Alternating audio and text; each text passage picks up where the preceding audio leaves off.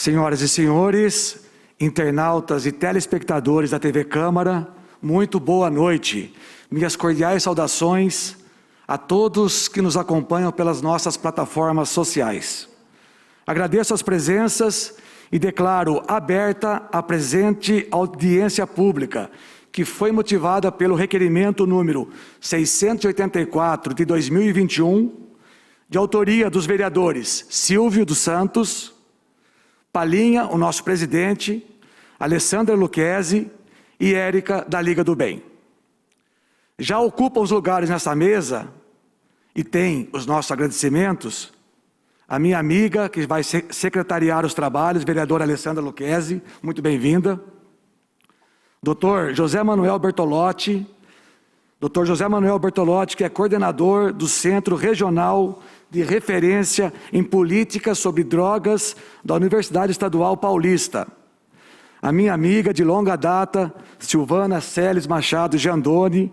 Silvana é assistente social e coordenadora da Rede de Proteção à Vida. Também ocupam lugares na nossa mesa lateral a Paula Maria da Silva Jean Paulo, servidora do CAPES 2, Espaço Vivo Cais Cantídio. E também o Márcio Pinheiro Machado, psicólogo, supervisor do NASF e articulador de saúde mental. Agradeço os vereadores que já efetuaram as suas presenças no nosso painel eletrônico. Entre eles, o sempre presente vereador Marcelo Sleman, bem-vindo. Esta audiência terá a duração máxima de 90 minutos, iremos, portanto, até às 20h40 e falaremos de um tema bastante importante.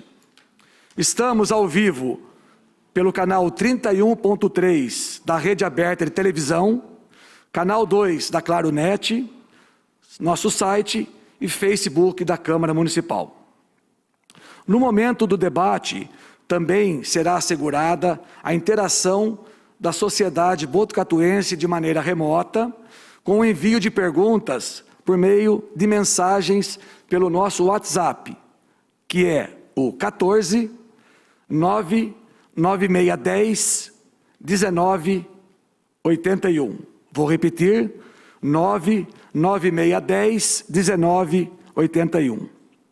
Nosso encontro tem a finalidade de debater sobre a campanha Setembro Amarelo, reflexão sobre ações e novas propostas. Eu reforço, doutor, que agir salva vidas, não é isso?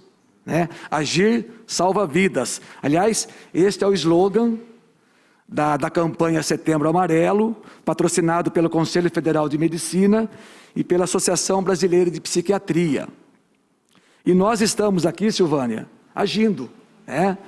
É muito importante nós termos em nossa cidade uma rede que cuida do assunto, porque, acima de tudo, essa audiência tem também a intenção de conscientizar as pessoas, discutir o assunto e, claro, salvar vidas. Isso é o mais importante. Isto posto, eu passo a palavra agora a Silvânia Celes Machado Giandoni, Silvana Giandoni. Silvânia é coordenadora de Rede de Proteção à Vida. Fico muito feliz por tê-la aqui. Lá atrás, bem lá atrás, eu cheguei a participar da Rede de Proteção, quando eu conheci o Dr. Manuel Bertolotti, E nesses anos todos, eu pude acompanhar a evolução e, principalmente, todos os ganhos que a rede e todos os profissionais trouxeram para a sociedade de Botucatu. Então, Silvânia, por favor, a palavra está com você. Obrigado. Boa noite a todos. É um prazer estar novamente aqui hoje falando com vocês. E é extremamente importante essa vinda nossa aqui para falar um pouquinho sobre o Setembro Amarelo, e eu vou dar mais enfoque no que é a rede e os trabalhos da rede durante o período da pandemia. Apresentação.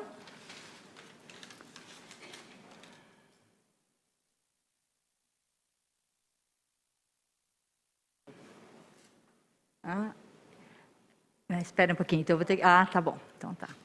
Bom, nós temos como slogan unindo forças e valorizando vida. É realmente o que a gente acredita. A rede é uma junção de profissionais de várias áreas.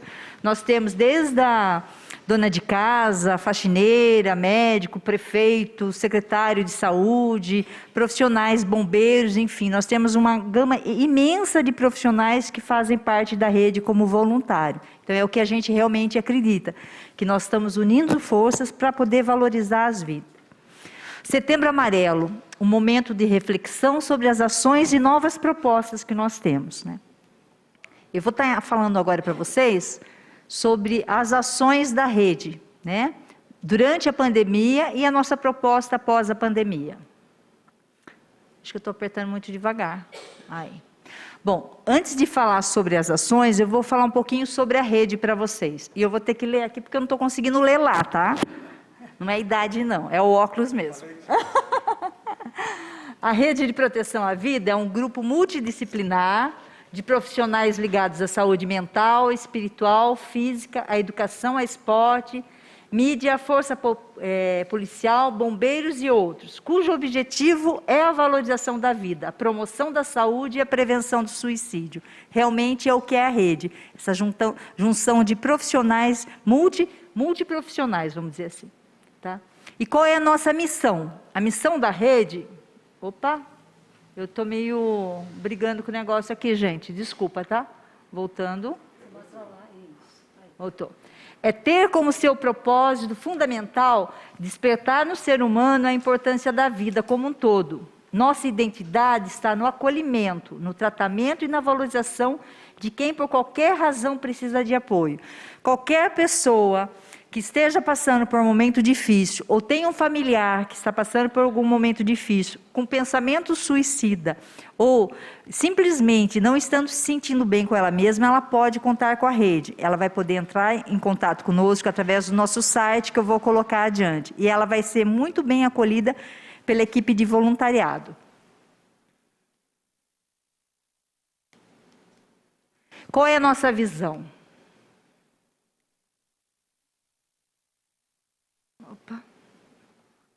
É se tornar um grupo de referência em ações voluntárias e multidisciplinares na promoção da saúde, a valorização da vida e, efetivamente, na prevenção dos índices de suicídio de maneira global, aumentando sua rede de membros e tornando-se ativa em qualquer demanda para o qual for solicitada. Realmente, nesse período de pandemia, nós estivemos buscando mais profissionais para atendimentos online, porque realmente durante esse 1 ano e meio, mais ou menos, algumas atividades da rede tiveram que deixar de ser presencial e fazer atendimento online. Então, foi necessário buscar mais profissionais para isso. E nossos valores. O principal valor, como o próprio nome diz, é a vida. Para tal, nossa estrutura está fortemente alicerçada em amor, em ética, confiança, respeito, espiritualidade, dinamismo, agilidade, trabalho de equipe e sigilo. Esse cartaz é o cartaz da nossa programação do Setembro Amarelo. Durante o mês todo nós tivemos várias atividades, todas elas praticamente online. Essa está sendo presencial e algumas palestras que eu fui fazer foram presencial, né? Semipresencial, vamos dizer assim, né? Todas elas foram extremamente importantes. Quem puder estar assistindo às palestras, são palestras interessantes. Tivemos momentos de cultura, tivemos momentos de música, de dança. Foi muito interessante. É uma forma da gente valorizar realmente as pessoas e mostrar para as pessoas que vale muito a pena viver. E tivemos dentro do Setembro Amarelo, dessas atividades, um momento bastante importante, que inclusive a gente gostaria, que estamos aqui pessoalmente, para agradecer os vereadores pelo apoio que deram em relação às placas. Eu acho até importante, depois, na fala do Dr. Bertolotti, ele poder falar um pouquinho sobre essa importância das placas. Aqui essas placas foram confeccionadas 8 modelos de placas. Eu não sei se vocês acabaram passando pela cidade, verificar os pontos que tiveram. Cada placa foi pensando em passar mensagens positivas, tem o telefone do CVV e o telefone da rede. Esse telefone da rede, na verdade, a rede ela tem parceria com várias instituições, com o Cantídio, com o CAPES, com a Prefeitura, com a Unesp, e foi cedido para nós um espaço, uma sala, na oficina Girassol. Então, o telefone é da oficina Girassol que nós estamos usando em parceria.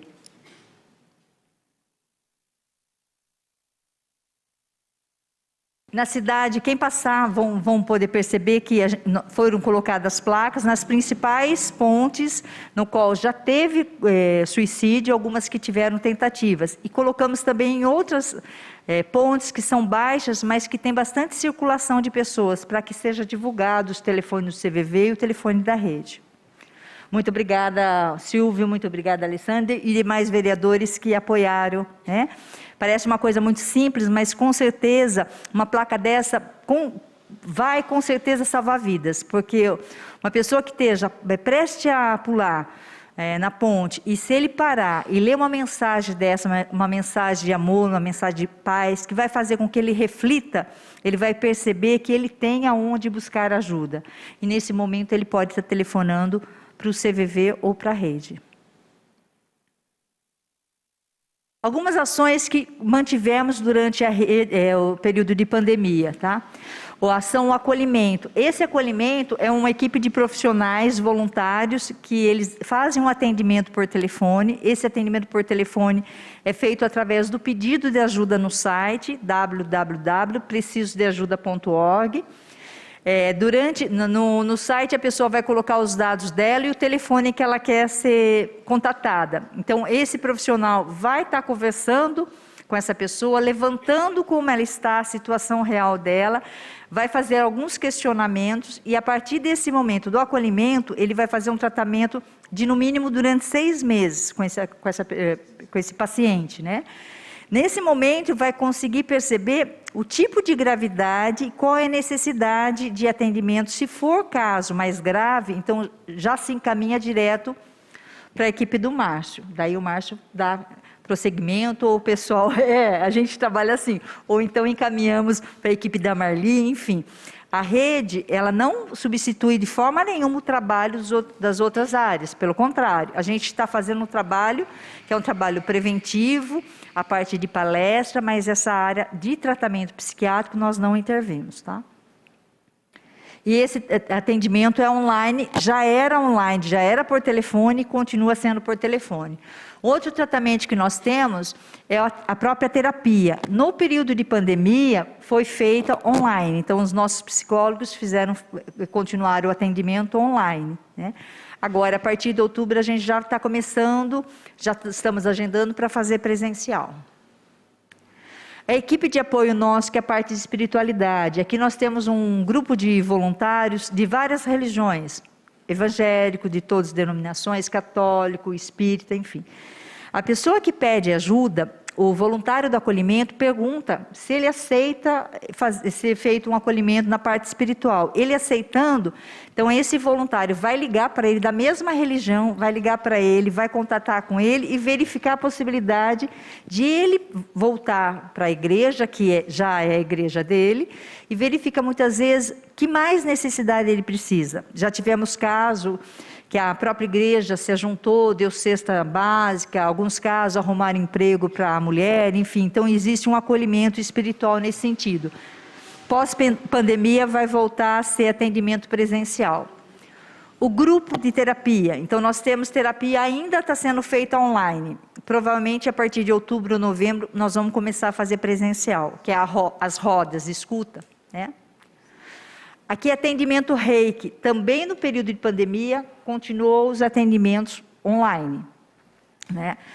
A partir desse mês, agora de setembro, já estamos com atendimento presencial.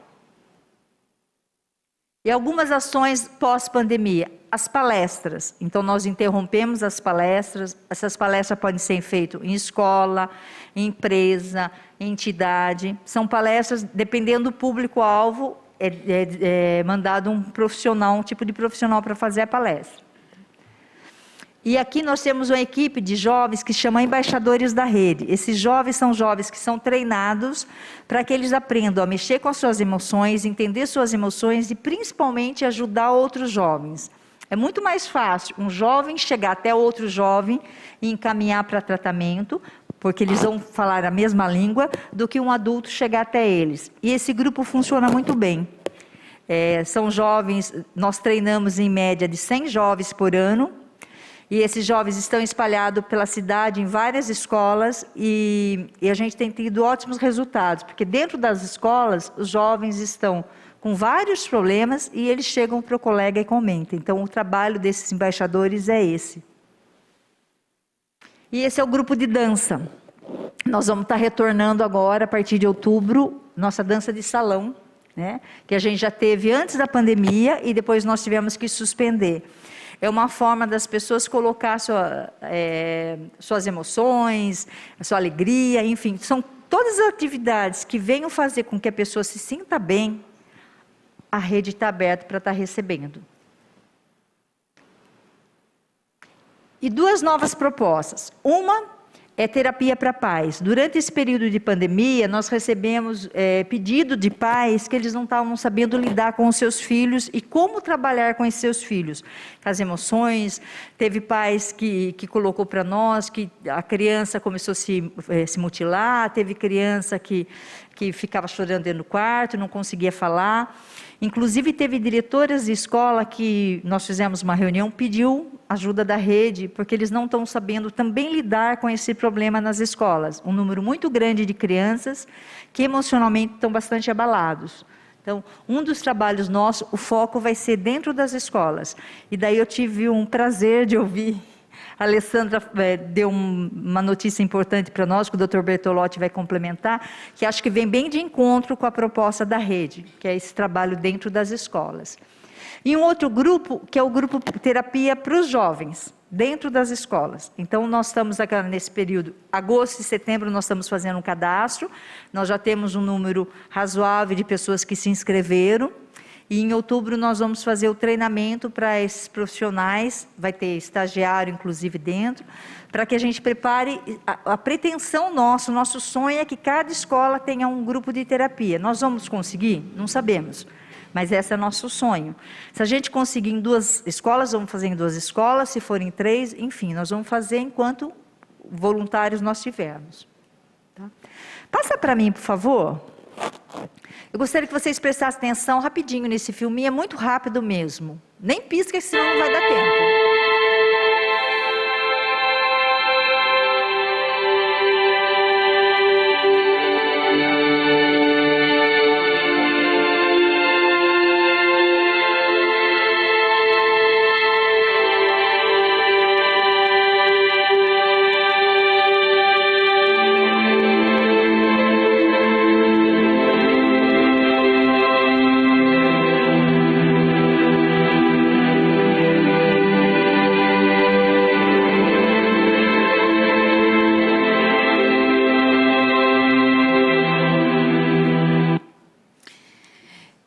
Desesperador, né? Realmente, para quem é da área que trabalha com as pessoas com problemas emocionais, com depressão, sabe exatamente o que é isso. Para quem não ou nunca teve depressão, pode até imaginar que quando as pessoas estão com depressão, a pessoa é fraca ou de repente a pessoa não tem o que fazer, enfim, não leva essa doença a sério. Então é bastante séria, é bastante grave. Numa das palestras que eu passei esse vídeo, a partir desse vídeo, algumas pessoas começaram a falar sobre pensamento suicida, sobre pessoas que estão tentando suicídio num lugar que tinha um número relativamente não tão grande de pessoas, e várias pessoas colocaram. Tá? Então, realmente, eu acho que é importante a gente parar e pensar. Aqui é um cartazinho, só para dizer para vocês, quem quiser ser voluntário, a rede está aberta. E a gente aceita qualquer pessoa que queira realmente, tenha disposição e interesse em ajudar a gente a valorizar a vida. Então, a minha parte é essa, é bem rápida. tá? Eu só espero que vocês realmente, a partir de agora, já vários anos que a gente está vindo aqui, que realmente vocês percebam que não é só no mês de setembro que a gente tem que pensar em prevenir o suicídio, nós temos que pensar nos 365 dias do ano, tá bom? Obrigada, gente. Obrigado, Silvânia. Belíssima apresentação, impactante. E é essa a nossa intenção no dia de hoje, trazer essa reflexão para todos nós. Reforço mais uma vez que estão presentes nessa audiência os vereadores Palinha, que é o presidente da casa, Alessandra Lucchesi, Marcelo Sleiman, Lelo Pagani e eu, Silvio dos Santos. Comunico também a presença do senhor José Neto, ele que é presidente do Conselho da Pessoa com Deficiência. Seja muito bem-vindo. Muito bem, então, dando sequência às apresentações, com a palavra agora, por favor, a Paula Jean Paulo, que vai falar sobre o atendimento oferecido para moradores de outras localidades. Boa noite a todos. Bom, eu sou servidora do CAPES, né? O CAPES, ele fica no espaço do Hospital Cantídio, antigo Hospital Cantídio, que hoje é o CAIS. Eu sou terapeuta ocupacional lá, e o CAIS, né, é um parceiro da Rede de Proteção à Vida.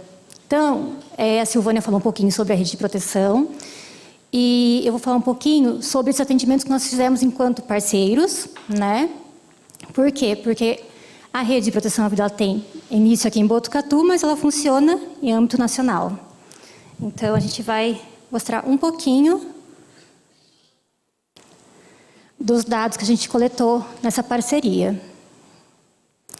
Então, esses dados são de pessoas não moradoras de Botucatu, tá? Em 2018, em junho, teve o início da nossa parceria com esses acolhimentos, né? Por pessoas que procuram a Rede de Proteção à Vida através do site. Então, a gente recebe as mensagens e, através das mensagens, faz contato telefônico e articula a rede de apoio dessas pessoas. Os estados predominantes, em 2019 e 2020, foi São Paulo, né? E esse ano teve uma mudança que começamos a receber um pouco mais de contato de pessoas do Rio de Janeiro. Então, já está tendo um conhecimento nacional da rede, né? As pessoas estão buscando mais ajuda virtualmente.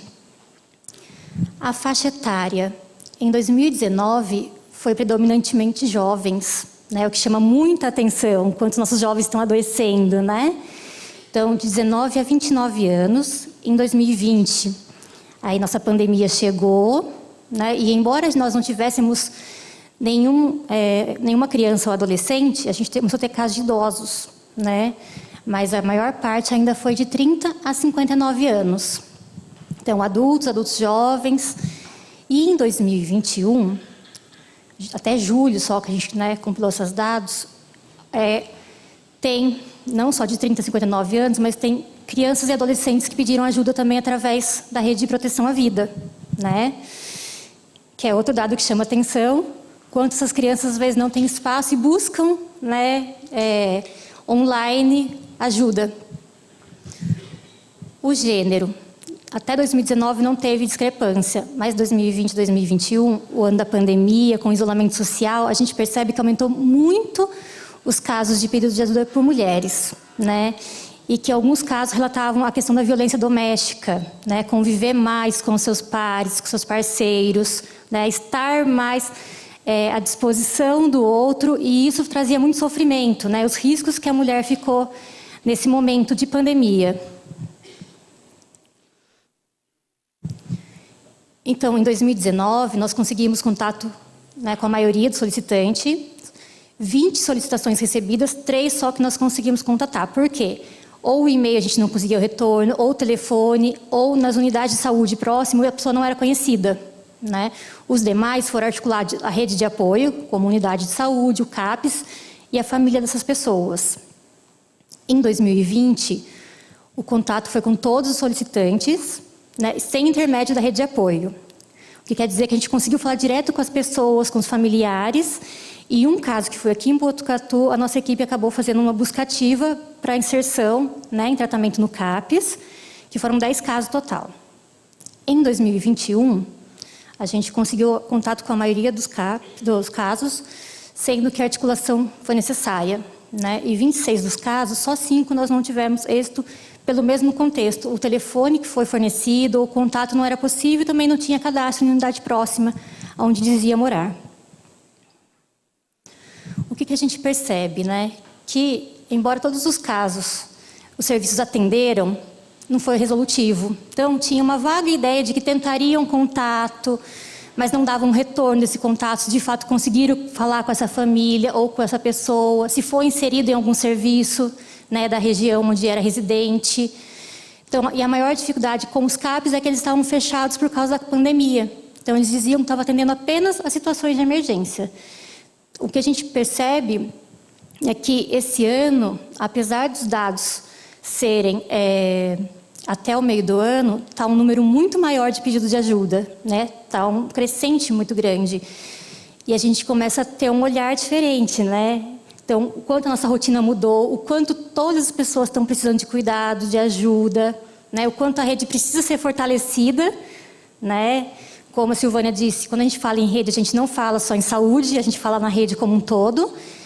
E o quanto a gente precisa trabalhar ainda o preconceito e todas as coisas relacionadas à pessoa com sofrimento psíquico e com ideação suicida, né? E eu queria agradecer muito, né, a oportunidade da gente olhar para esse público. Então, os serviços que nós, né, precisamos contatar foram CAPs, CRAS, as unidades básicas e os familiares, né? Mas a maior dificuldade foi sensibilizar nessa busca ativa. Aqui eu coloquei também, né, além do telefone da Rede de Proteção à Vida, que é a nossa parceira, coloquei também o telefone do CAPS, né? O CAPS é porta aberta, precisando conversar, a gente também está à disposição. E ninguém está sozinho, a gente pode partilhar isso junto. Então, nosso telefone é 3811-2765. Tá bom? Obrigada. Muito obrigado, Paula. Nós que agradecemos. Muito importante essa constituição de rede, né? E principalmente saber que as outras localidades também têm essa possibilidade. Muito bom mesmo. Nesse momento, vamos ouvir agora o Márcio Pinheiro Machado. O Márcio, ele vai trazer um tema bastante importante, falando a respeito de dados e indicadores sobre tentativa de suicídio e da saúde mental do município. Por favor, Márcio. Boa noite a todos, né? Um prazer estar aqui, podendo falar desse tema. É muito bom também participar da Rede de Proteção à Vida e também estar à frente da saúde mental do município, da RAPS, né, no município. Eu vou estar passando alguns dados, algumas informações. Talvez eu não consiga esgotar totalmente, vou falar rapidamente aquilo que eu entendi que, né, seria o mais importante. Eu vou trazer alguns dados sobre tentativas de suicídio, mas não vou trazer todos os dados, mas aqui, né, uns 2 ou 3 slides só para a gente entender. Peguei um ano antes da pandemia para a gente entender o que estava acontecendo e o ano passado, o ano de pandemia, esse ano até o mês de agosto, tá? Contribuiu para isso o Núcleo de Vigilância Epidemiológica do município, né, que me forneceu os dados. Antes de entrar, eu gostaria já de fazer uma ressalva, né, que para cada, né, suicídio ou tentativa de suicídio no pronto-socorro existem 3 tentativas não notificadas. Então, nós trabalhamos com um sistema nacional, né, de informação, então toda ocorrência é registrada. Então, chegou no pronto-socorro com tentativa ao registro. Na literatura, então, existe essa questão de, para cada caso notificado, existem 3 que não chegam até o pronto-socorro. Aí nós vamos ter pessoas com plano, com planejamento de tentativa, que já é uma situação grave também, que precisa haver um acolhimento. Então, de cada um caso, 5 estão, né, nessa condição. E pensamento suicida com ideação, de alguma forma, 17, isso numa população de 100 habitantes. Então, nós estamos falando de valores altos, né? Então, nem tudo chega até as unidades de saúde, até o serviço de saúde. E por isso o trabalho da rede rede de proteção à vida também se faz muito necessário, e o trabalho da rede como um todo, não focando apenas, né, na saúde. Só para a gente entender, o SINAM é para os casos de notificação, tá, de tentativas. Ele existe, é um sistema nacional, só para a gente entender, não vou me delongar nesse sentido. E também temos o SIM, que é o Sistema de Informação de Mortalidade, toda e qualquer mortalidade. E ali também se registram os casos de suicídio. Aí as tentativas de suicídio, né? Em 2019 nós tivemos 354 ocorrências, sendo que 104 foram homens, 29%, e 250 mulheres, 71%, né, do total. Em 2020, o ano passado, vocês podem perceber que houve uma queda grande, né, de 354 foi para 244. Aí nós tivemos, dentro desse número, 69 ocorrências entre os homens, 25% total, e 175 ocorrências com mulheres, 75% do total. Este ano, até agosto, já foram registradas 185 tentativas, né, que passaram pelos prontos-socorros, né, principalmente pronto-socorro da Unesp. Desses 185, 45 homens, 32% total, e 140 mulheres, 68% total. Eu fiz aí um dado estatístico, tentando uma projeção com o que acontece, nós vamos fechar o ano provavelmente 277 casos, mas é uma projeção, pode dar mais ou menos. Mas o que a gente vai perceber é que 2019 estava muito alto, foi o ano que teve maior número de ocorrências, não era esse o número que nós tínhamos até 219, era abaixo de 300, tá? No ano que iniciou a pandemia, ela cai para 244, em números muito menores do que a gente tinha antes. No entanto, já em 2021, ela já está se aproximando novamente dos dados, né, das ocorrências, número de ocorrências de 2019. E isso a gente vai perceber que se reflete, já se refletiu inclusive na fala da Paula, de atendimentos de outros municípios, mas isso também acaba tensionando a RAPS do município, entendendo que a RAPS do município tem tanto serviços municipais, mas nós temos serviços estaduais, né? Acho que eu desliguei. Ih, voltou. Aqui eu coloquei por faixa etária, né, por idade, usando como escala de 10 em 10 anos, só para a gente entender, e estou ali, né, destacando em amarelo a maior ocorrência, né, tanto com homem quanto mulher dentro da faixa etária, só para a gente ter uma ideia. Então, em 2019, que é aquele número grande, né, de 354, nós vamos perceber que a ocorrência maior entre os homens foi na faixa dos 20 aos 30, e entre as mulheres dos 11 ao 20. Porém, você percebendo ali das mulheres, aconteceu em todas as faixas etárias, acima de 50 até a idade de 50 anos, foi de maneira uniforme. Os homens ficou ali mais entre os 20 e os 40, né, basicamente. Já em 2020, quando há uma diminuição importante, né, para 244, nós vamos perceber que os homens aí foi mais na faixa do 30 ao 40, mas em 20 e 30 também é um dado significativo. E entre as mulheres aí se concentrou mais na faixa dos 20 ao 30, né? Já este ano, 2021, nós vamos perceber que entre as mulheres na faixa dos 20 ao 30, dos homens, desculpa, na faixa dos 20 ao 30, e as mulheres aí se aglomerou mais nessa faixa etária dos 30 ao 40.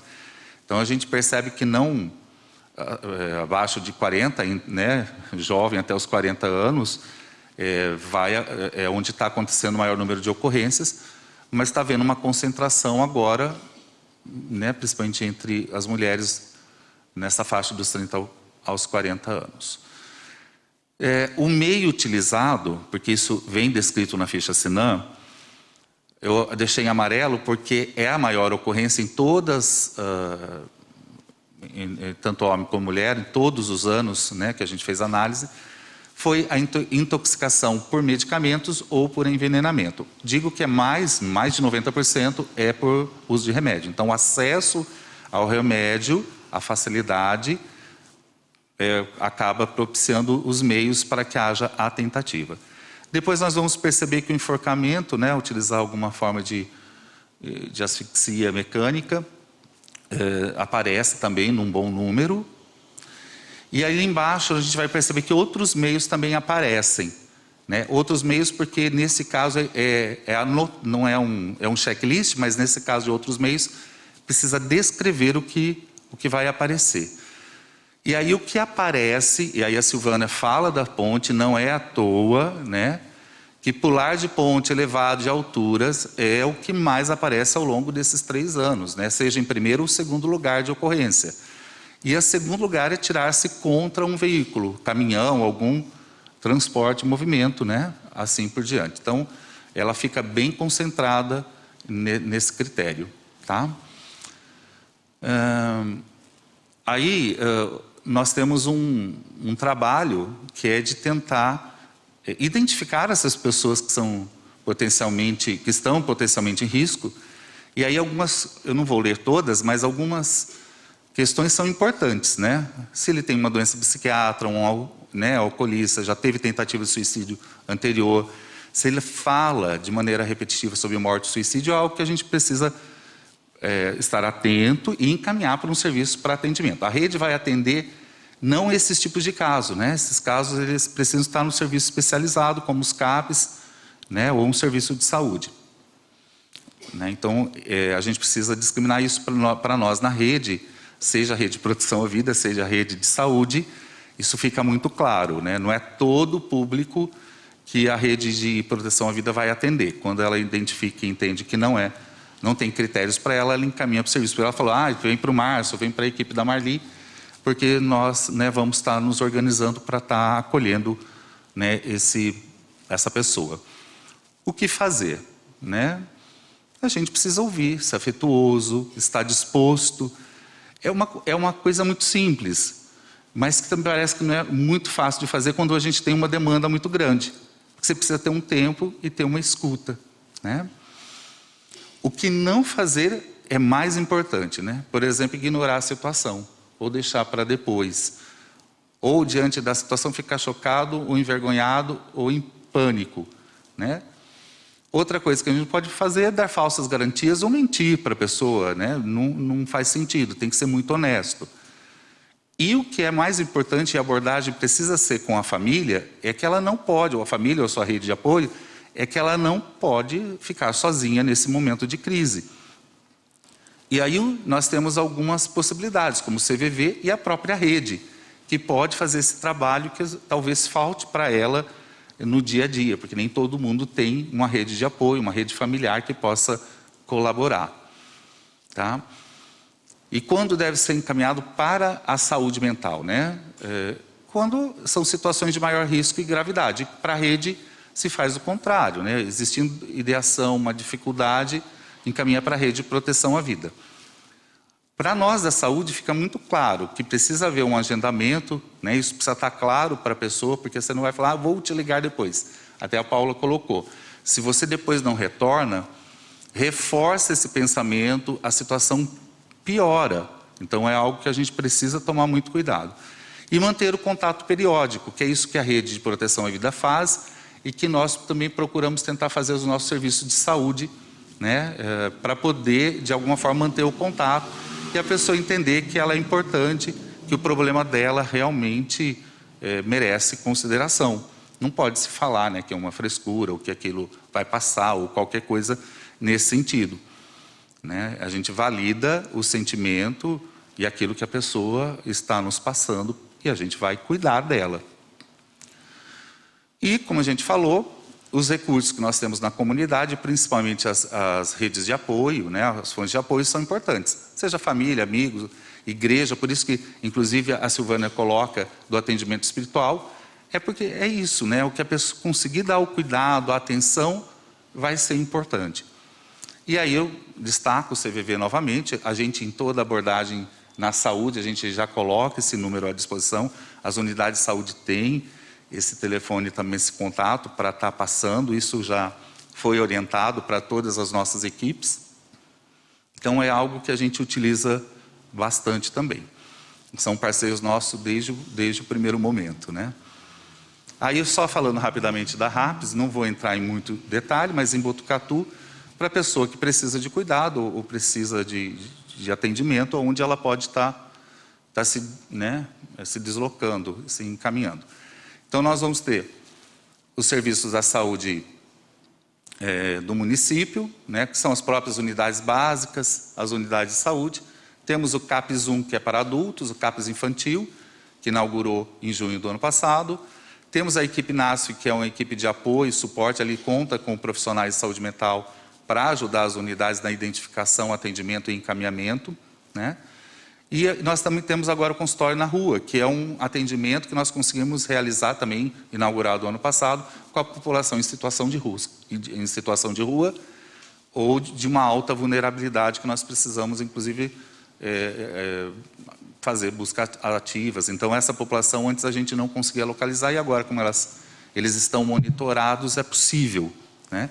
Aí tem o serviço do cantilho, a Paula já comentou deles, tem o CAPS AD, que é para álcool e drogas, o CAPS 3, né, que atende, né, a população adulta, tem a oficina Girassol. As residências terapêuticas, elas não são lugares que a gente encaminha, mas são serviços que pertencem à RAPS, que a gente tem no município. E o cantilho conta também com unidade de internação, né, na crise, pessoa, né, passa pelo pronto-socorro, avaliado, e tendo a vaga, ela é encaminhada. Aí o HC, o Hospital das Clínicas, também tem os seus serviços. Por conta da pandemia, naturalmente, muitos desses serviços tiveram uma diminuição. A HC, por estar mais focado no atendimento Covid, internação, isso causou também uma diminuição da oferta do atendimento, que está se restabelecendo aos poucos, né? Tem previsão de voltar. Mas ali nós temos tanto os ambulatórios de psiquiatria adulta, o SAMECA, que é para criança e adolescente, a enfermaria psiquiátrica e o Hospital Dia, né? Nós temos o SARAD, que é para internação de álcool e drogas, e o serviço de emergência psiquiátrica, que é o PSR, pronto-socorro referenciado, que é o do HC, né? Temos outros serviços, né, da sociedade civil, que não trabalham diretamente com a temática, mas pertencem à RAPS, como a Associação Arte Convívio, que existe no município há muito tempo e faz um trabalho muito importante. E, por fim, a Rede de Proteção à Vida, que está instalada no município e nos ajuda imensamente com seu trabalho voluntário, fazendo a ponte entre a sociedade civil, os profissionais que desejam ser voluntários, que são sensíveis à causa, né, nos ajudando muitíssimo a compor essa rede, essa grande rede de atendimento e de assistência, né, seja ela governamental como não governamental. E acho que esse desenho implica bem, né? Mãos que tecem a rede. São muitas mãos tecendo e a gente espera que ela cresça mais e a gente possa abraçar todos que precisam, né, de cuidado, de atenção. Então era isso que eu tinha para passar para vocês. Muito obrigado, Márcio. Realmente informações preciosas, relevantes. Desculpa, perdão, eu só esqueci, eu não pus no slide porque chegou no final do dia, porque eu pedi também para a vigilância epidemiológica me passar, aí vocês vão assustar um pouquinho, tá? Que eu também levei um susto. Em 2019, foram 14 suicídios no município, tá? Em 2020, ele caiu para 7, para metade. Então, a pandemia, realmente aquela observação inicial que caiu no número de tentativas, mas despencou o número de suicídios, né, de mortes mesmo. E esse ano, até agosto, infelizmente, o município registra 18, que é um número muito alto, e a gente ainda não fechou o ano. Então, isso nos preocupa bastante. Aquilo que nós estamos sentindo nos nossos serviços, a procura, realmente se registra em dados, em números, e não foi, apesar de termos a rede de proteção, apesar de termos a RAPS, muitos serviços, oferta, ainda, infelizmente, temos muita ocorrência de óbitos, de suicídios. Tá? Era isso. Puxa vida. Eu ia até comentar sobre o slide que você apresenta, que me chamou bastante a minha atenção, quando você traz aqueles 15 tipos de comportamentos, né? Pessoas sob riscos de suicídio. São atitudes, ações que muitas vezes a gente não dá toda a atenção que precisa, né? Até não dá toda a relevância e importância. É importante. E os números, na minha modesta opinião, números assustadores. Muito acima, certamente, da média nacional, infelizmente, né? Queria fazer 2 reportes antes de passar a palavra para o doutor Bertolotti. Primeiramente, a nossa colega, a vereadora Rose, ela justificou a sua ausência por conta de um motivo pessoal, e reportar a presença do nosso querido amigo, sempre vereador, ex-vereador e sempre vereador, o Fontes. Bem-vindo à casa, à sua casa, meu amigo. Obrigado. Nesse momento, então, queremos ouvir o doutor José Manuel Bertolotti. Já foi apresentado o doutor José Manuel Bertolotti, coordenador do Centro Regional de Referência em Políticas sobre Drogas da Universidade Estadual Paulista, vai trazer um tema bastante importante para todos nós, falando do papel do legislador municipal na prevenção do suicídio e certamente todo o contexto que o assunto merece.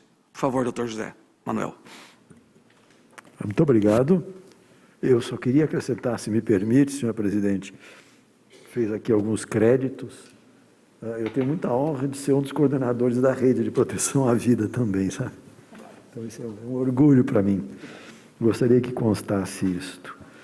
Eu agradeço o convite mais uma vez, sempre um prazer voltar aqui.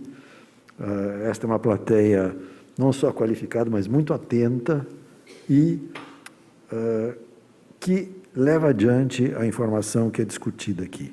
E foi nesse sentido que eu pensei neste tema, qual é o papel do legislador? Eu peço desculpas que meu computador resolveu fazer greve ontem, então eu tinha 2 ou 3 belos slides para mostrar, então vocês vão ter que acreditar em mim. Um deles mostrava o seguinte: se nós compararmos os últimos 20 anos, nos 10 países mais populosos do mundo, houve uma queda de suicídio nítida. Tiro a máscara?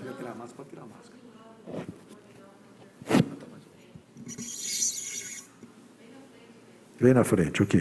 Vamos lá, vamos tentar. Eu e a Tina Turner. Tá bom assim? Melhorou? Eu dizia que dos 10 países mais populosos do mundo, entre os quais se inclui o Brasil, nos últimos 20 anos, 3 tiveram uma queda nas taxas de suicídio e 7 tiveram um aumento. Então vamos investigar o que é que houve. Estou falando de 20 anos, nada a ver com pandemia. E a grande diferença é que nos 3 países nos quais houve uma queda nítida das taxas de suicídio, que foram a China, os Estados Unidos e o Japão, são 3 países que adotaram políticas de prevenção de suicídio eficazes. Os outros 7, incluindo o Brasil, que não adotaram nenhuma política, houve um aumento das taxas de suicídio. Globalmente, o suicídio está caindo no mundo todo.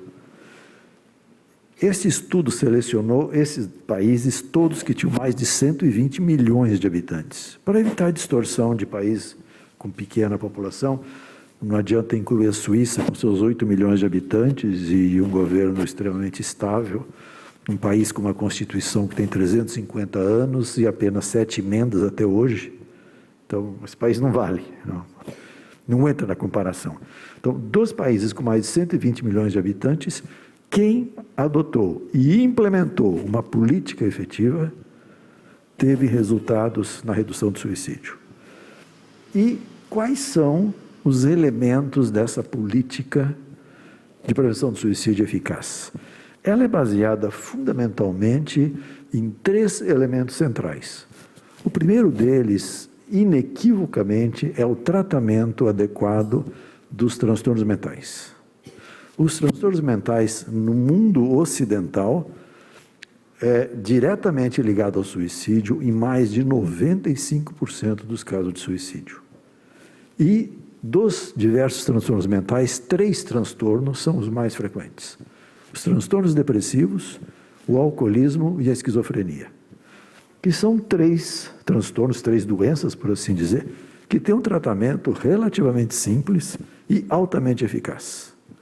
A depressão se controla bastante bem e dos transtornos depressivos, se tiver que isolar um único medicamento, é o carbonato de lítio usado no transtorno bipolar. É um exemplo de sucesso em 90% dos casos que têm transtorno bipolar e usam esse medicamento regularmente, redução de 90% de suicídio. Os outros casos de depressão, não bipolares, têm uma resposta terapêutica acima de 75%, altamente eficaz, portanto, também, desde que realizada. Alcoolismo, em segundo lugar, também um transtorno mental, altamente tratável, desde que tenhamos as condições para tratar. E esquizofrenia, igualmente. Eu me lembro, este ano faço 48 anos de psiquiatria. E lá no começo da minha carreira, havia 2 medicamentos mais ou menos para tratar a esquizofrenia.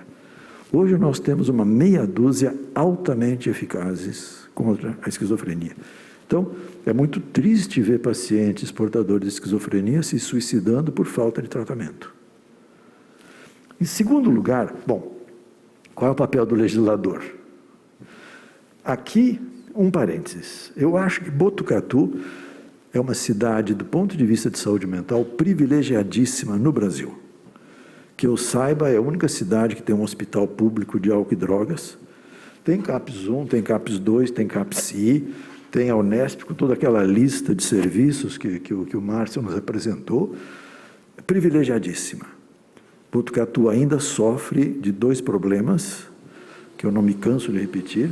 Um deles é a relativa falta de coordenação entre esses serviços, porque dependem de instâncias diversas. A rede básica municipal, alguns serviços de CAPS são estaduais, ligados ao hospital universitário, e este hospital, do qual tenho a honra de ter sido formado, ele é ao mesmo tempo uma enorme vantagem para o município, mas ao mesmo tempo é um óbice, porque ele faz uma sombra enorme no município, e ele é estadual. Exemplo, o pronto-socorro de adultos é um serviço municipal, porém gerenciado pelo Hospital das Clínicas. E há 13 anos, eu já falei com todos os prefeitos de Botucatu, desde que eu me mudei para cá, que eu acho inadmissível que esse pronto-socorro municipal não tenha um profissional de saúde mental específico. Não tem que ser um psiquiatra, não tem que ser um psicólogo, tem que ser um profissional de saúde treinado em saúde mental. Os mais diretamente ligados à área são realmente o psiquiatra, o psicólogo, assistente social, terapeuta ocupacional e enfermeiro. Acho a profissão de enfermagem, em geral no Brasil, muito mal aproveitada na área da saúde mental. Na verdade, no Brasil todo há uma inversão. A OMS e o Banco Mundial diz que idealmente deveria haver 3 a 6 enfermeiros por médico. O Brasil tem 1,5 médicos por enfermeiro. É invertida a pirâmide no Brasil. Se nós olharmos a Faculdade de Medicina, do qual eu ainda faço parte como voluntário, nós formamos cerca de 80 a 100 médicos por ano e 20 a 30 enfermeiros. Então, a própria universidade tem esta distorção na qualificação dos profissionais de saúde. Terapeutas ocupacionais são profissionais na sombra, são desconhecidos. Aliás, não é só aqui no Brasil.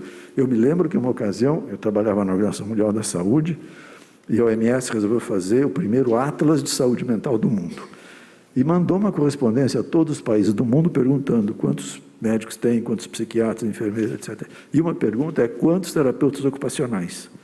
Impressionante a quantidade de países que responderam o que é isso. Não tive ideia que era terapeuta ocupacional. Nós temos no Brasil número suficiente, ou quase, de terapeutas ocupacionais muito qualificados e muito mal aproveitados. Se me permite, vereadora, roubar um pouquinho aí da da sua conquista. Sim, não, um pouquinho da sua conquista. sim, por favor. O município de Botucatu, perdão, está contratando profissionais para trabalhar especificamente na rede de ensino, que é o ponto que eu quero abordar, que é o segundo ponto no qual a política de saúde mental e de prevenção do suicídio pode ser eficaz e que pode depender do legislador. O legislador, nenhum dos vereadores aqui, vai ter muito poder de dizer como tratar depressão, alcoolismo e esquizofrenia.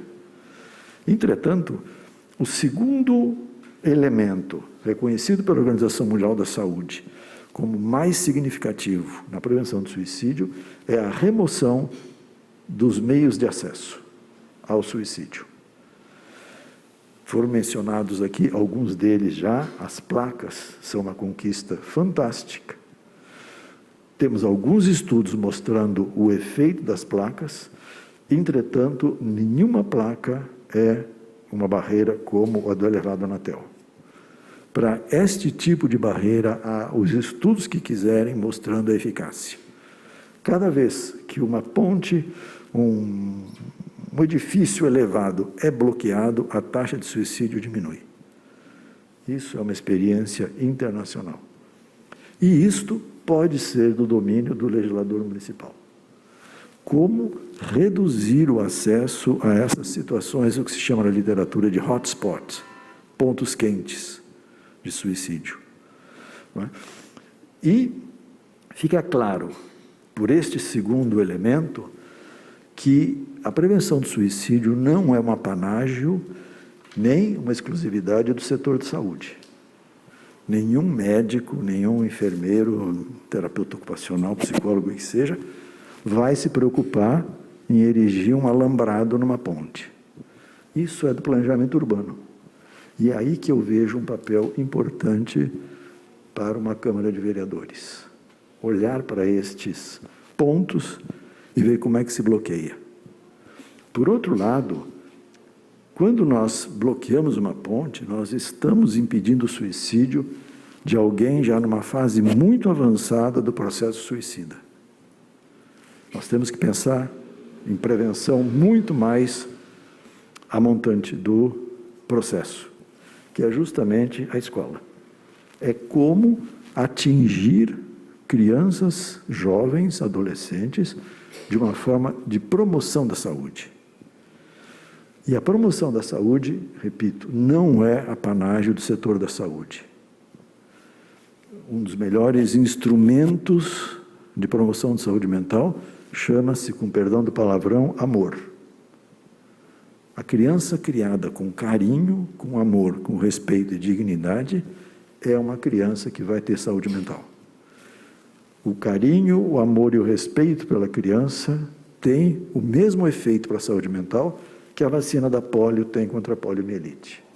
A vacina contra transtornos mentais é carinho e amor.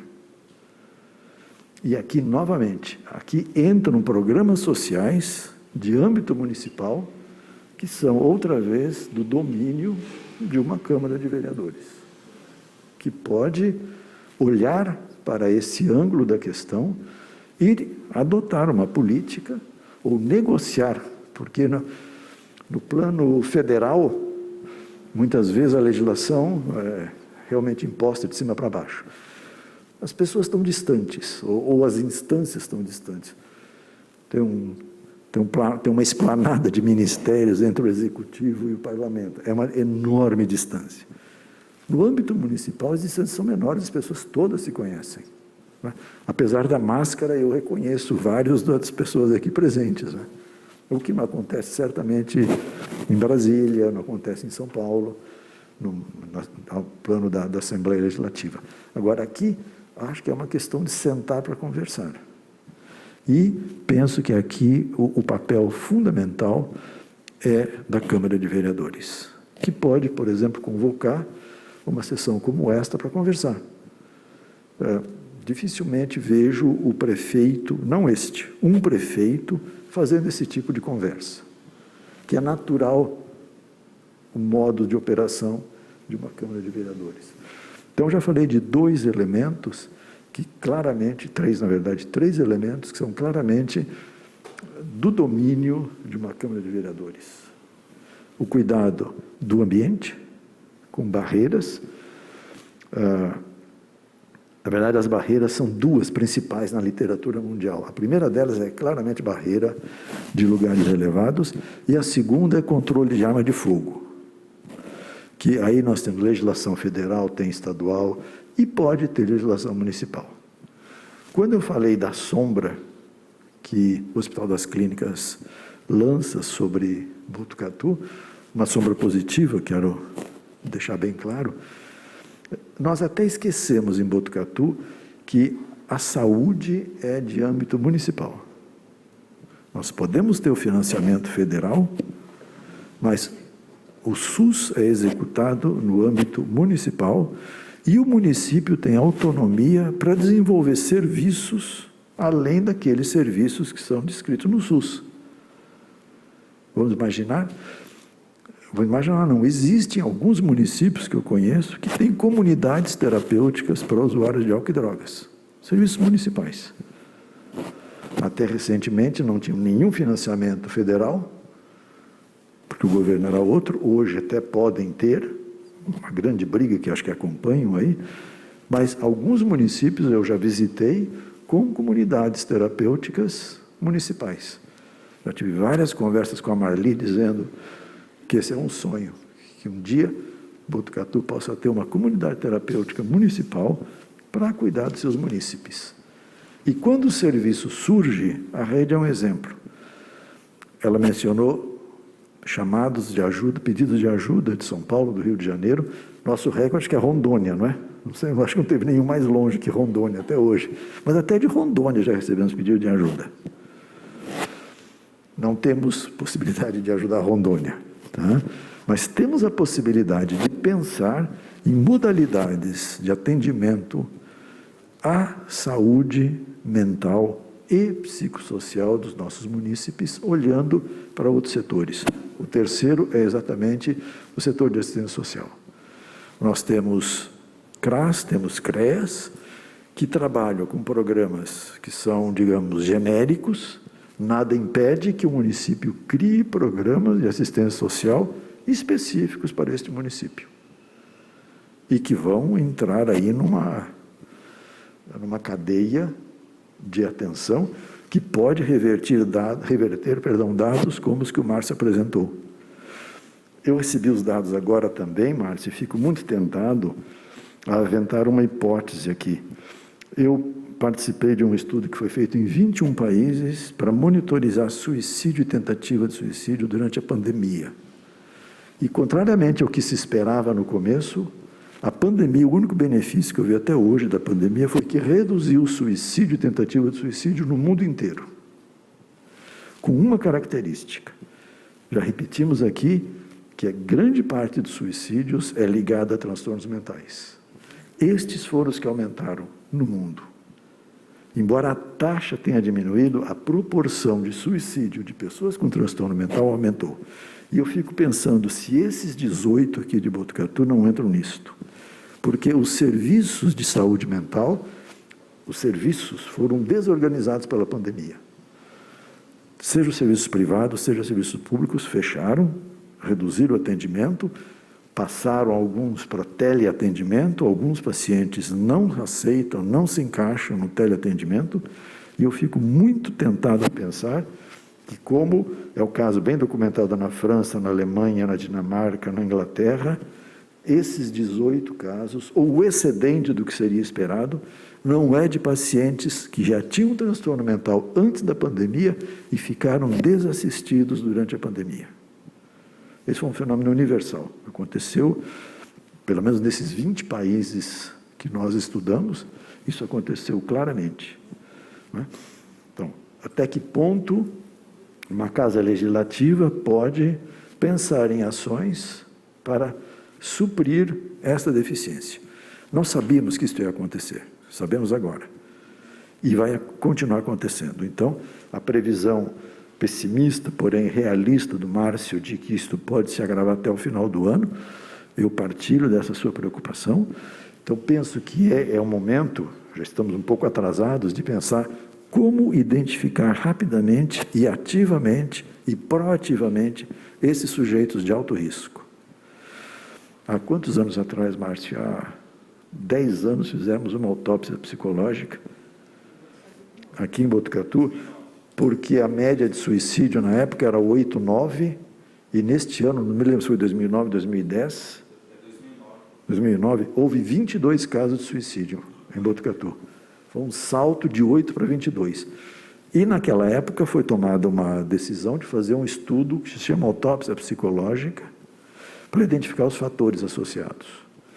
Na época, mais de 50% dos casos de suicídio eram de pacientes portadores de transtornos mentais que não estavam adequadamente tratados. Ou de pacientes que deram toda a indicação de que iriam se suicidar, mensagem escrita, mensagem falada, e ninguém fez nada. E os pacientes se suicidaram. Eu me lembro de um caso de um senhor, era o mais idoso de todos, ele tinha um problema de uma certa deficiência visual, progressiva, ele morava num sítio, e por segurança ele tinha atrás da porta uma espingarda sempre carregada. E ele dizia para o médico e para o filho, que o levava às consultas, o dia que eu ficar cego, eu me mato. Um dia ele foi à consulta, o filho levou, e o médico disse, olha, sua visão está abaixo de 5%, tecnicamente o senhor está cego. O filho levou o pai para casa, no sítio, e deixou o pai lá com a espingarda. Naquela noite, o pai se suicidou com a espingarda. Então, esse é um caso dramático, mas para mostrar como existe a informação e não se age em cima dessa informação. Então, eu diria, a partir de agora, Márcia, que nós deveríamos pensar, não sei como, que a Câmara pode nos ajudar a realizar toque de caixa, uma outra autópsia psicológica, para ver o que é que houve, que na contramão do resto do mundo, suicídio está aumentando em Botucatu. Algo de peculiar existe aqui e que deveria ser identificado muito rapidamente. Não é? Não entendo muito como é essa repartição de poderes, o que é do Executivo, o que é do Legislativo em relação a isto, mas, no mínimo, como membro da rede, gostaria do apoio da Câmara e do apoio do coordenador, assim que chama, coordenador de saúde mental, não é esse nome, nunca me lembro. Seu título. Na realidade, quando a gente está fazendo algo com relação à regional de saúde, eles nos chamam de articuladores. Articulador. Então, mas dentro do município é coordenador. O coordenador, porque, veja, passamos de 7 para 18, é mais do que... Olha, essa é a definição de epidemia. Do ponto de vista de saúde pública, temos em Botucatu uma situação de epidemia de suicídio. Mais de 50% de casos no mesmo período, de um ano para o outro, chama-se epidemia. Tá? E vai aumentar. Vai chegar, muito provavelmente, a um aumento de mais de 150%, ou 200%, conforme o número. Tá? Então, o legislador pode atuar em diversas áreas. Nós tendemos a pensar em prevenção do suicídio na área da saúde, que é uma área fundamental.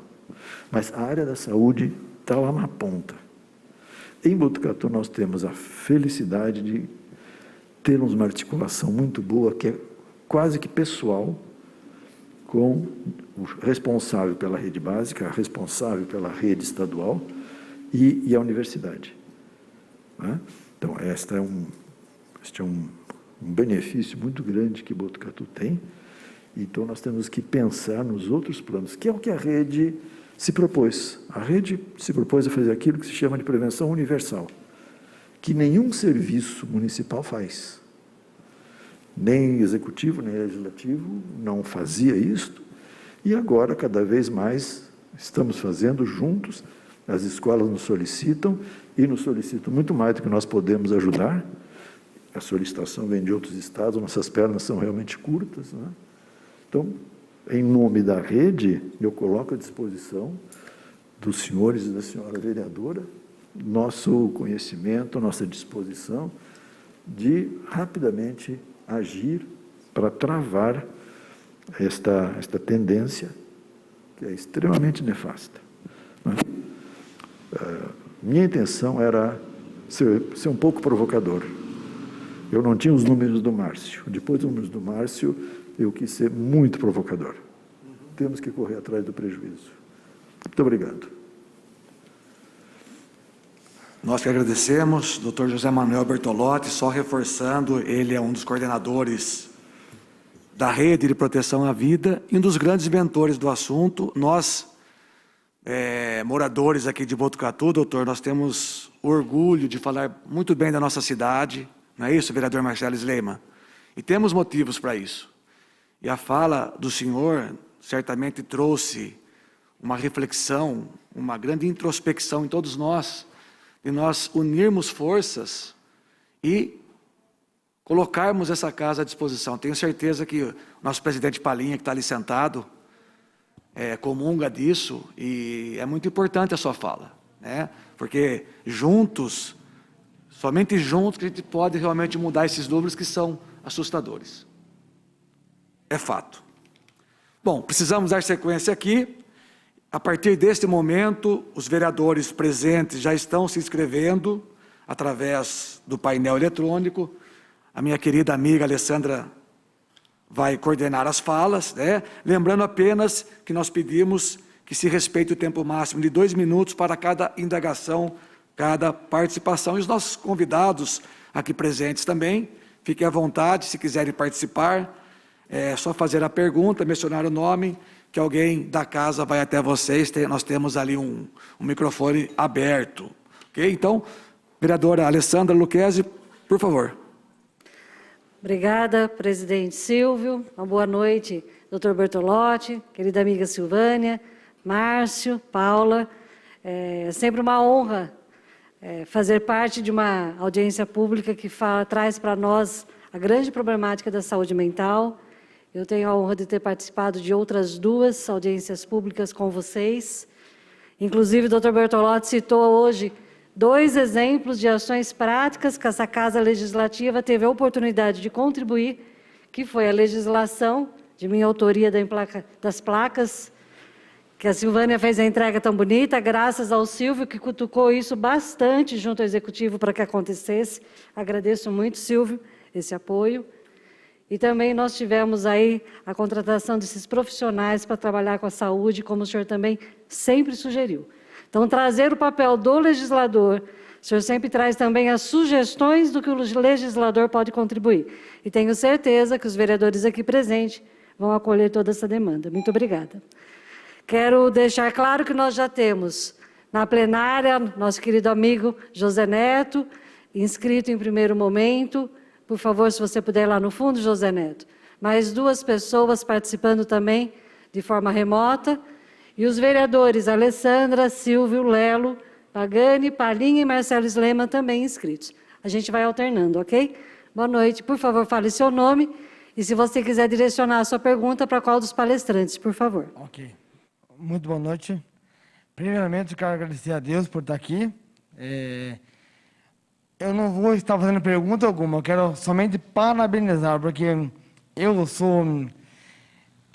passei pela depressão, ansiedade, eu entendo muito bem sobre isso. Eu compreendo cada um dos pontos falados. Através de estando hoje no Conselho, acabo vendo muitas situações onde pessoas passam muitos problemas. Hoje, pela questão de não estar trabalhando, eu ando muito pela cidade, então eu converso com muitas pessoas.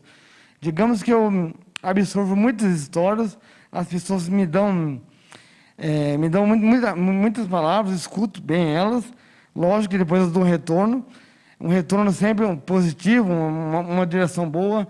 E essa questão da casa, eu quero dizer a vocês que, por favor, podem encontrar comigo, depois eu vou estar passando o meu contato que o Palinha tem, que vocês podem encontrar comigo para o que for necessário, o que puder estar ao meu alcance, com certeza eu vou estar tentando fazer o máximo para poder ajudar. Hoje a questão da internet é um bom canal para podemos alcançar muitas pessoas, fazermos, no caso, como tinha a questão que é remoto e tal. Então, é muito interessante. O trabalho de vocês está perfeito. A única coisa que falta é pessoas para trabalhar. Então, eu me comprometo e pode, por favor, contar comigo e estou às ordens para poder fazer o melhor para as pessoas. Muito obrigado. Nós que agradecemos, viu, José Neto, sempre muito atencioso e preocupado realmente com a saúde de toda a sociedade. Algum comentário da mesa ou posso chamar as outras pessoas para fazerem? O senhor, por favor, doutor Bertolotti.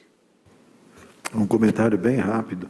Realmente, a Silvânia, não sei se ela acentuou bem, mas nós estamos com carência de cabeças, braços e corações. Né? E tem uma frase que se atribui ao Esopo, não sei se era dele mesmo, é que ninguém é tão pequeno que não possa ensinar, nem tão grande que não possa aprender. Então, todas as contribuições para nós são extremamente bem-vindas. Muito obrigado. Adriana, você gostaria de, por favor, falar de quem está remoto, se vocês me permitem, senhores vereadores? Pode ser? Depois eu passo a fala para vocês. Obrigada. Boa noite a todos.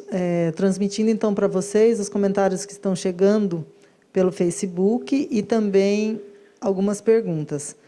Então, primeiro os comentários. Marcel, Gonçalves Marques, Emerson, Joselaine, Gabriele, Gael, Lucas, desejando boa noite. O Nívio Mariano Miquelin parabenizou pelo assunto a amiga Silvânia e também aos senhores e nobres vereadores. E disse que Botucatu é uma cidade abençoada por todos esses serviços e profissionais à disposição da população. Parabenizou a todos os envolvidos.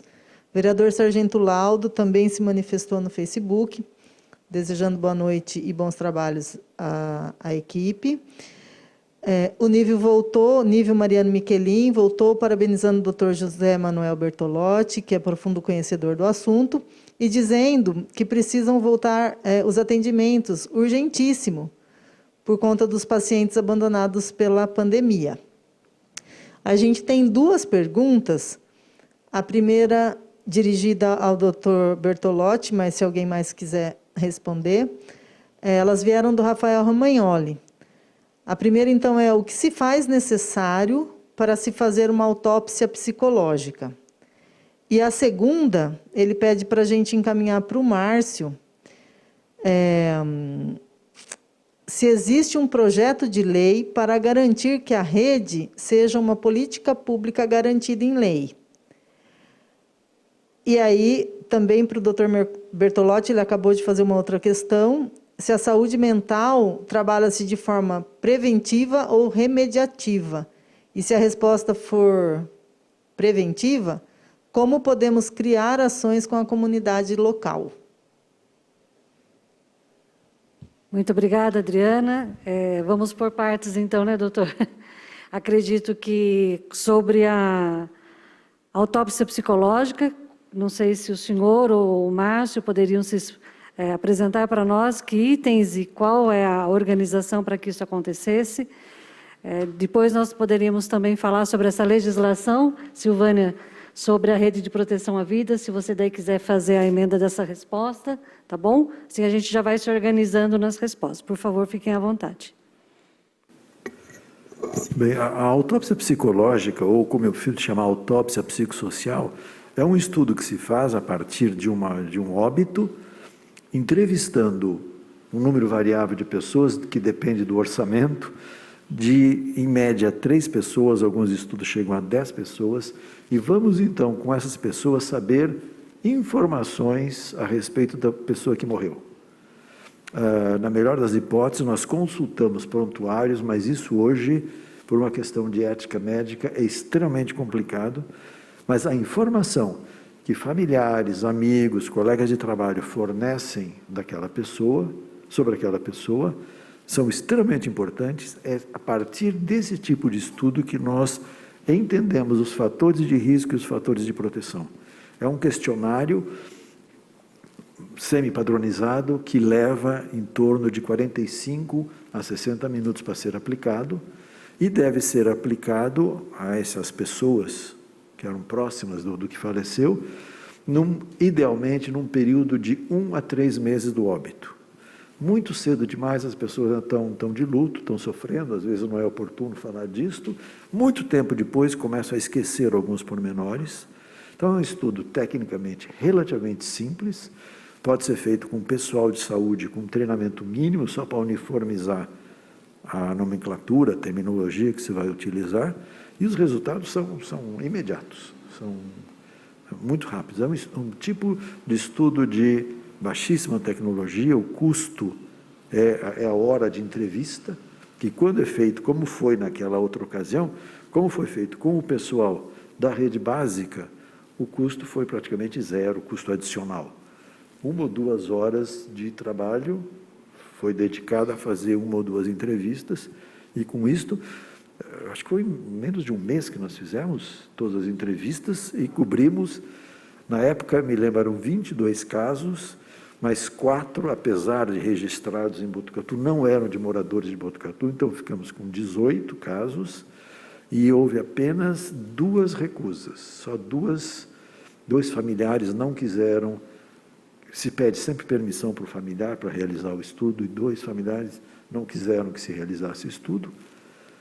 E então fizemos o estudo com 16 casos, se não me engano, 16 ou 14, não me lembro.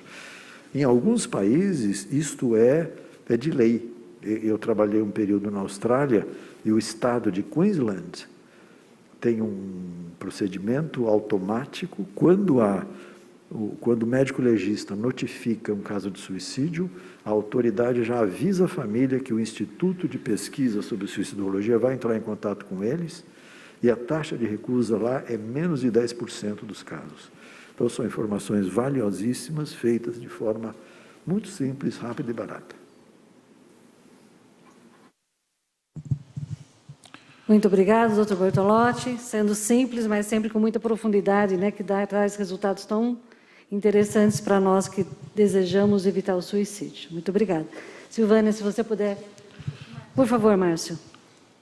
Só em relação ao que foi perguntado sobre uma política pública em relação ao que foi apresentado em termos de saúde mental, existe a RAPS, né?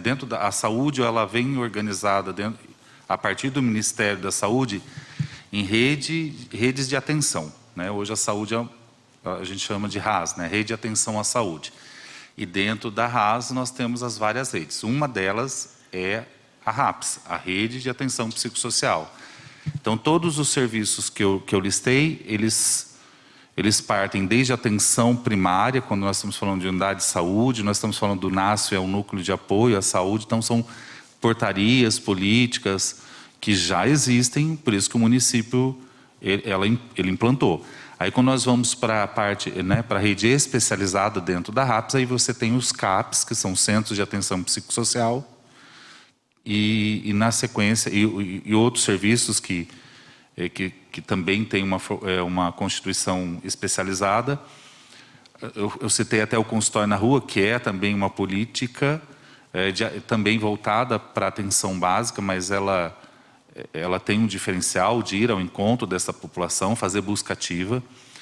E aí a gente vai ter também, em nível terciário, as internações, né? O SARAD é um hospital para internação, o HC tem a enfermaria de psiquiatria, tem o Hospital Dia, e o Cantídio também tem a enfermaria. Então, nós estamos na lógica da saúde, nível primário, secundário, terciário. Nós temos isso que o Bertolotti falou, nós temos isso no município, e isso já está garantido por lei.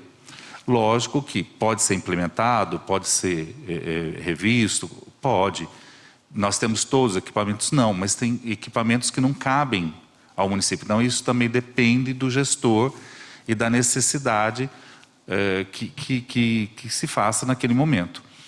Então, essa é uma avaliação que, constando da lei, o gestor municipal define quais equipamentos serão instalados. Por exemplo, o CAPS infantil que eu citei, nós tínhamos um CAPS tipo 1 que podia atender tanto criança como adolescente, mas a demanda aumentou, nós precisamos separar para ter um CAPS específico para atendimento de infantil e ter um CAPS para atendimento de adulto. Isso é um desdobramento, mas já está previsto, inclusive, na RAPS, e assim por diante. O que o Bertolotti coloca, acho que da autópsia psicológica, ela não não tem uma lei, uma legislação, mas ela pode ser feita, né?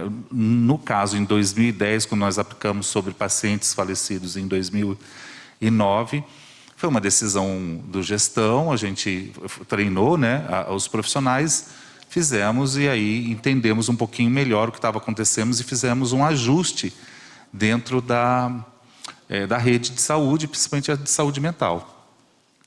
Eu acredito que com o resultado dessa autópsia agora, é relativamente simples, a única questão realmente é o tempo, treinamento, né, específico, e o tempo que precisa para ela acontecer, e aí o resultado ser aplicado, né, fazer uma pesquisa e depois não reverter isso de alguma forma para melhorar essa rede também não faz muito sentido. Lá atrás a gente conseguiu melhorar algumas questões, e agora acredito que se aplicarmos também vai acontecer. Mas em relação às políticas, elas existem e nós já temos elas, muito delas já implantadas no município. Obrigada, Márcio. Vereador Lelo, a sua pergunta, por favor, sua inscrição. Isso, pode ficar à vontade. 2 minutos. O Silvio está na frente aqui. Ele abriu mão por causa do nosso tempo. Ah, perfeito. Obrigada. Bom, primeiro, parabenizar, né, vocês por essa audiência. O professor Bertolotti, lá no outro mandato, já faz uns 8, 9 anos, nos procurou aqui, a gente começou esse movimento, né? Importante essa reflexão do Setembro Amarelo. Nós já tivemos, eu sou funcionário do Hospital das Clínicas, a gente teve muitos casos ali de servidores, né, que tentaram suicídio, uns que conseguiram, infelizmente, né? Então, eu fico um pouco assim, sabe? Na época a gente fazia parte do Fundo Social dos Servidores e a gente não sabia como lidar com isso. E parece que quanto mais a gente mexia, mais a gente falava, mais as pessoas tentavam alguma coisa. Foi terrível aquele momento. Até que uma amiga nossa conseguiu o objetivo, né? E foi uma coisa muito triste mesmo, e a gente não sabia como lidar. Então, essa rede montada em Botucatu é fundamental, é importantíssimo essa reflexão e a gente passar os números, né, para ser uma coisa objetiva, que é o 38820433 e o CVV 188, para que as pessoas possam ter acesso, né, a essa rede de ajuda, né, que é tão fundamental, né? Parabéns, Silvânia, professor Bertolotti, Márcio, Paula, por esse trabalho magnífico, né? Em nome de vocês, parabenizar toda a equipe, que é realmente triste, né?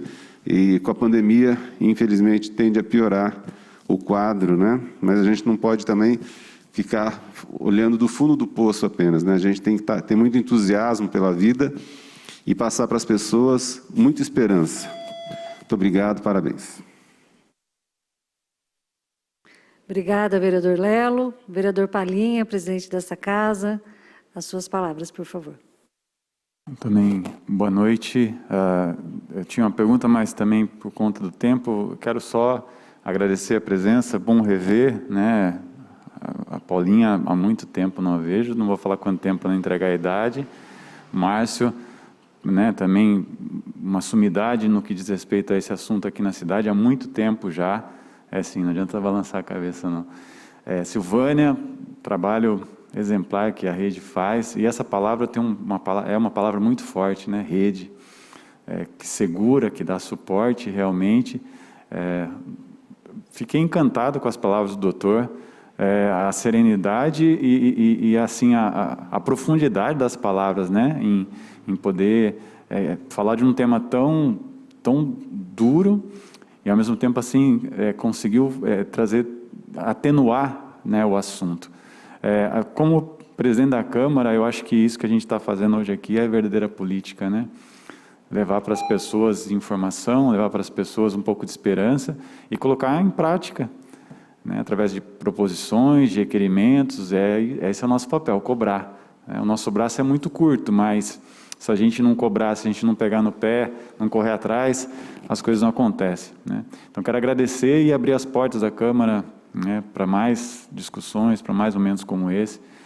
como foi dito pelo José Neto, né, somente quem passa sabe o quanto é difícil, e é banalizado muitas vezes, né? Então, que a gente possa realmente pensar em políticas públicas de solução, realmente, como a gente tem tentado fazer, né, Lê? Lelo, a gente tem tentado correr atrás. Então, nos colocar à disposição e espero poder ver o rosto do Dr. Bertolotti outras vezes aqui, porque a gente vai precisar do senhor aqui, tá bom?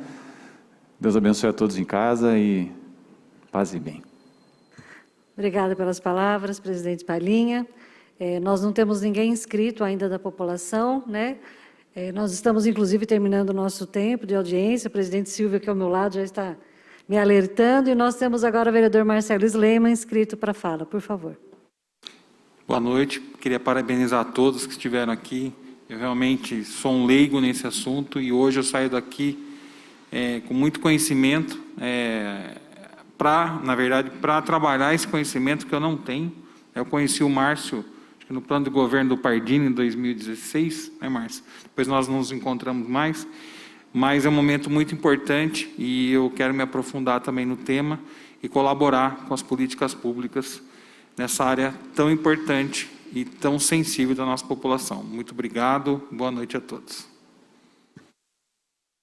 Obrigada, Marcelo.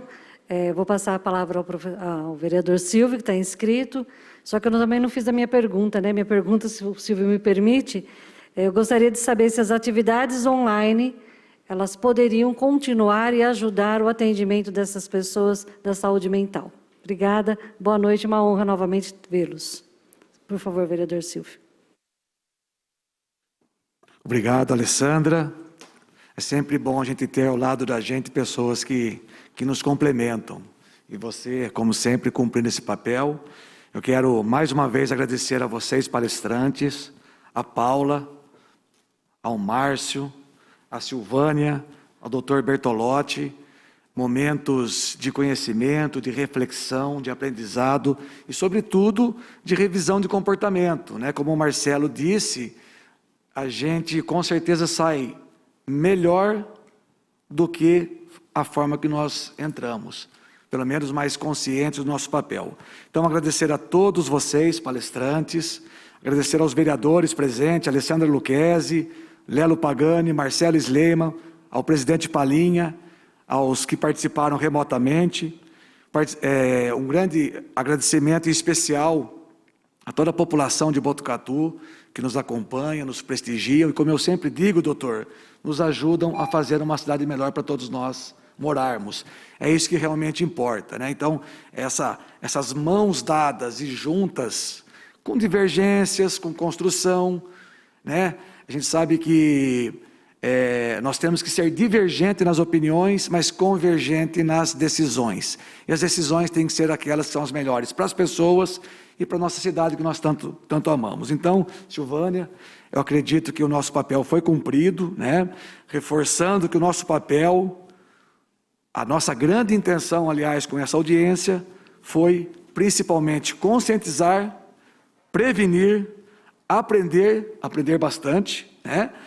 Passar informações para o público e, assim, diminuir esses números.